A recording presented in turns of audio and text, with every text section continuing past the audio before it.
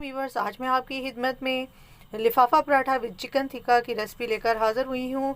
Chicken tikka मैंने chicken tikka masala डालकर yogurt और सॉसेस डालकर पका लिया है। अब हम इसके छोटे छोटे पीसेस करेंगे। चिकन पीसेस को हमने फिलिंग के लिए छोटा छोटा काट लिया है। अब हम सिंपल गेहूं के आटे की एक रोटी बेलेंगे। सिंपल रोटी बेली है। अब हम इसके ऊपर घी लगाएंगे। रोटी के सेंटर में हमने चिकन टिक्का की एक लेयर लगा दी है। फिलिंग आप पराठे के सेंटर में ही रखें। इसके ऊपर मैंने मेयोनीज की लेयर लगा दी है। अब हम इसको बंद करेंगे। इस तरीके से हमने इसकी साइड्स को ऐसे बंद कर लेना है। आपने एक साइड से इस तरीके से बंद करना है, घी लगाना है। दूसरी साइड से भी आप इस तरीके से बंद करेंगे और फिर आपने इस तरीके से इसको बंद करके ये दोबारा आपका पेड़ा बन जाएगा।